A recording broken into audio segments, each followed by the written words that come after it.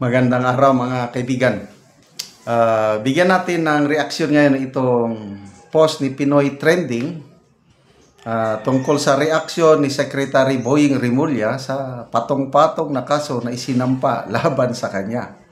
Mayor Baste nagsampa ng kaso, Attorney Topacio nagsampa ng kaso. So, pumalag siya ng todo. Kung may kanta man bagay sa kanya ngayon, oh, it's crying time right now for Boying Rimulya. I can see that faraway look in his eyes. I can tell by the way he speaks in public that it won't be long before it's crying time. Oh, they say that absence makes the hearts grow fonder, and the tears are only rain to make love grow. But my love for you will never grow stronger if I live to be 100 years old. Pasensya na po kayo. Bigla akong napapakanta kung nalulungkot ako o natutuwa. So, itong nangyari ngayon, I don't know. Ano sa tingin nyo? Nalulungkot o natutuwa? Wala na yung dream na maging ombudsman, naging to dream the impossible dream, to fight the unbeatable foe, to dare where the brave dare not go, to run. Ito, Secretary Rimulya pumalag sa panibagong kaso na kinakaharap niya. Pumalag si Justice Secretary Boying Rimulya sa isinampang kaso sa kanya ni Davao City Acting Mayor Sebastian Duterte. Tinawag itong forum shopping ni Rimulya at ginawa umano ito para mapigilan ang kanyang kandidatura sa pagiging ombudsman.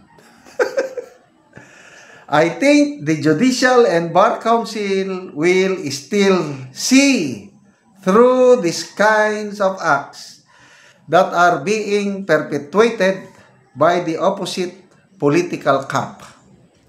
They will make it into a political spectacle which should not be, because we just want to apply to the office that needs a vigorous leader. Wow! Palakpakan naman natin, saluduhan natin si Secretary Rimulya. Yes, kailangan natin ang isang kagaya ni Secretary Rimulya na maging ombudsman. Kasi pag siya ang naging ombudsman, ano sa tingin nyo? Patas ang lahat. Walang sasantuhin yan. Kahit sino ka man. Yeah, vigorous leader. Oh, sa mga ngayon lang nakakalam ito I think ang deadline correct me if I'm wrong, nabasa ko lang sa post ni Kipichu. September 18 ang final deliberation. Pag ang isang applicant hindi pa siya nakasubmit ng ombudsman clearance by that time, ang pagkakaintindi ko, out na siya. Hindi na siya i-consider na candidate or nominee. So, hindi siya masasama sa short list na pipiliin ng Judicial and Bar Council, isubmit sa Pangulo para piliin ng Pangulo sino ang susunod ng ombudsman. Okay, so, yung unang kaso na isinampa ni Senator Amy Marcos, dinismiss na ng acting ombudsman, Attorney Dante Vargas. Dismiss. Dahil na-dismiss, pwede na sanang makakuha ng clearance. Kaya lang wais itong si Senator Amy Marcos, nag-file kaagad ng motion for reconsideration, Senator Amy Marcos, at saka meron siyang urgent motion na mag-inhibit yung acting ombudsman, Attorney Dante Vargas, at saka yung mga panel of prosecutors.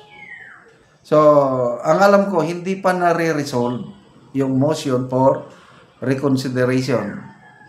Kung hindi pa nare-resolve, ibig sabihin, nandyan pa rin yung kaso.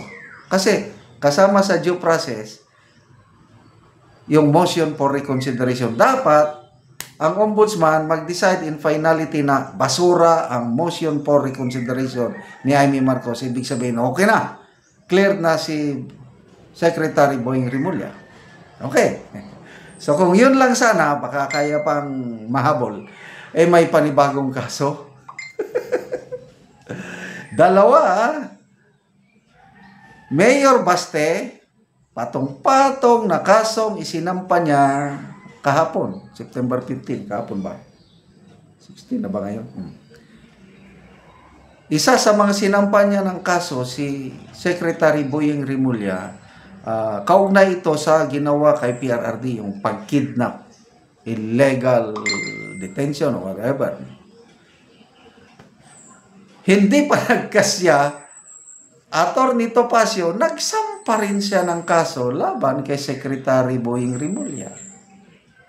So, dalawang kaso ang dapat na ma-dismiss, ma-clear, para mabigyan siya ng ombudsman clearance. So, yun po ang kalagayan ni Secretary Boying Rimulya.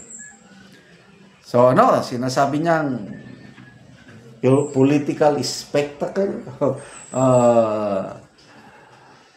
I think the GBC will still see through these kinds of acts that are being perpetrated by the opposite political camp. They will make it into a political spectacle. O parang palabas lang daw. Which should not. Because we just want to apply to the office that needs a vigorous leader. Binuhat ang sariling bangko. Vigorous daw siya. Anong klaseng pagka-vigorous kaya? Anyway, good luck po, Secretary Boying Rimulya, to dream the impossible dream, to fight the unbeatable foe. Oh, it's crying time right now for Boying Rimulya. Okay, salamat mga kaibigan sa inyong pagsubaybay sa ating channel. Nakakatulong kayo ng malaki sa tribong Talandig ng Bukidnon dahil ang income natin sa channel na ito is pantulong natin sa tribo. Sa ngayon, namimigay tayo ng livelihood assistance, nagpapatanim ng saging lakatan at Arabica coffee. Kung may itinanim, may aanihin. Panoorin niyo ang video na ito.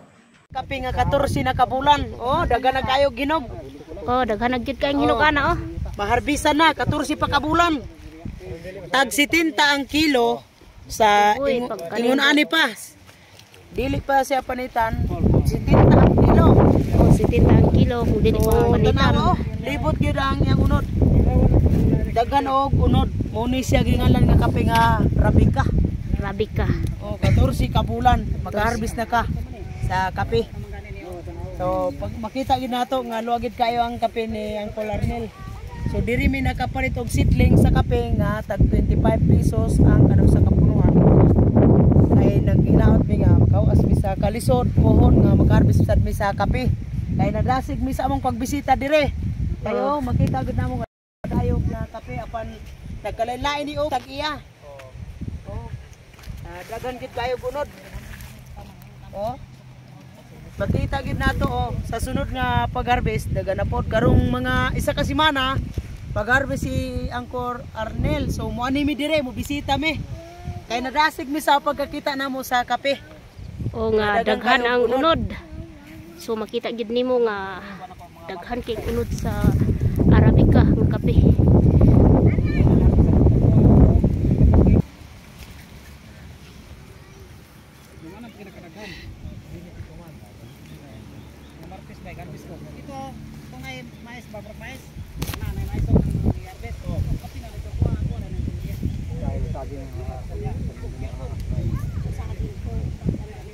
Nindo tagid sa lugar sa kapihan ni Uncle Arnel. So muna yung una niyang tanong, mga 12 years na. So maupod niya ang 14 months iyang tanom nga kapi. So nadasig yun ni ani sa pagpananom. So pananom nami og maghawas mi sa kalisod og naa nami hatag sa mga anak nga kinahanglan nila sa ilang pag-eskwela aron makalampo sila kung naa sila kurso pohon na nami makaabag sa pagpaningkamot.